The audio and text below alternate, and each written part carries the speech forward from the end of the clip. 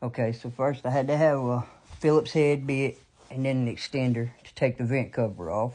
And I got an Impact. I like Cobalt myself. But take the vent covers off and take any other things that's on the floor that you're going to tear up. You take it off as well. Then you take the quarter round.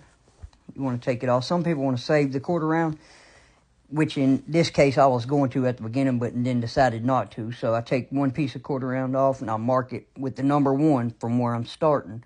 Then mark the baseboard number 1 as well, so you know where it goes. And then 2, and then baseboard 2, you know. But I'm going to record around the whole place, so I decided to do away with it in the middle of the video. But there's the other vent. As you can see, it was nasty. Taking the thresholds out, which in this case there was 3. And everything in here was coped, so they cope it, which they cut a 45, and then you get a coping saw, and you cope the end of it to where it fits down on it perfectly. Here's the old floor. Ugly, outdated, 2 different kinds of floor. And this was actually engineered floor. Floating engineered. So I'm tearing it up, which it wasn't too bad. Couple splinters, you know. And a little aggravating getting started through the door. But as you can see, it come out in big pieces. Red Bull is the way to go. Keep that energy up and hydration. That's really good floor, guys. Anybody that wants that stuff, you can contact me and I can get it. There's the old linoleum. 1960 model. There's all the tools you'll need you can get from Lowe's, each individual. They make many different kinds. Alright, here's the first door jamb when I'm starting it. You want to start it as straight as possible. And you cut it to keep it straight with the other piece. And you always start with the half, or you start with the whole and then go half. I always do half first and then a hole behind it.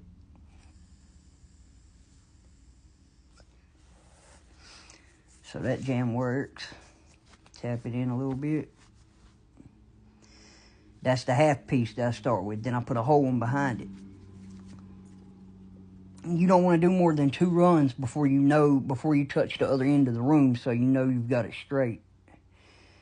But you do the hole after the half so it lines up and you know you got your floor straight.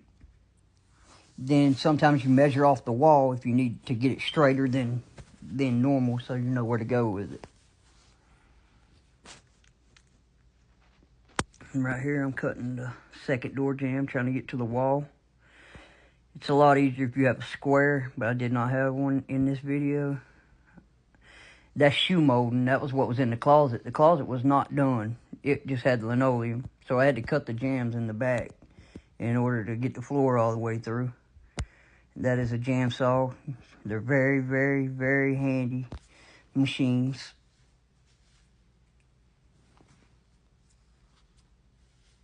I'm cutting the back side of the door. Like I said, I'm going to record around the whole place, so because it had quarter round in the hallway, shoe molding in the closet. But all in all, the subfloor was really good in this house because this is actually my house. So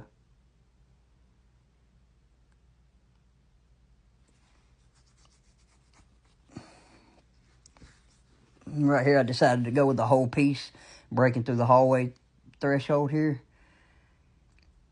Which sometimes it's a little more aggravating. Anytime you can and you're at a door jamb, you want to split the door jamb as much as possible. Like you want to take a half a piece, cut it where it goes and tuck it in, and then cut the other piece because it makes it so much easier than trying to fight a whole piece in.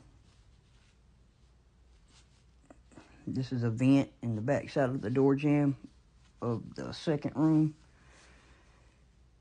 Which, like I said, this house was built in 1964, so it's an old house. There's another layer of linoleum under that linoleum, which is the original. You want your breaks to be at least 6 inches apart. A lot of people do random lengths when you're doing it with wood, but when you're doing vinyl, I kind of like to do about a 7 to an 8 inch break. The bigger the vinyl, the bigger the breaks need to be. And with wood, you want to do random breaks. You don't want to do like a stair step. Sometimes you want to throw a 12-inch piece in.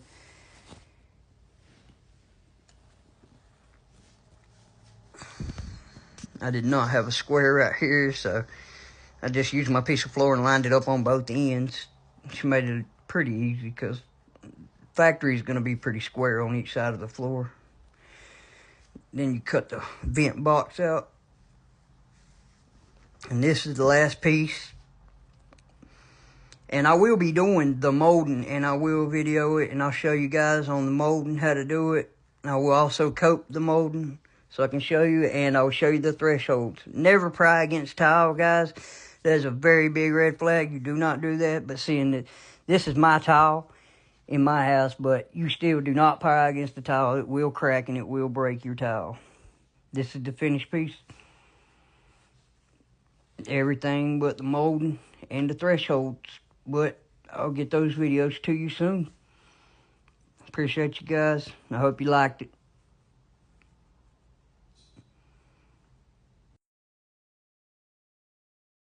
What you doing?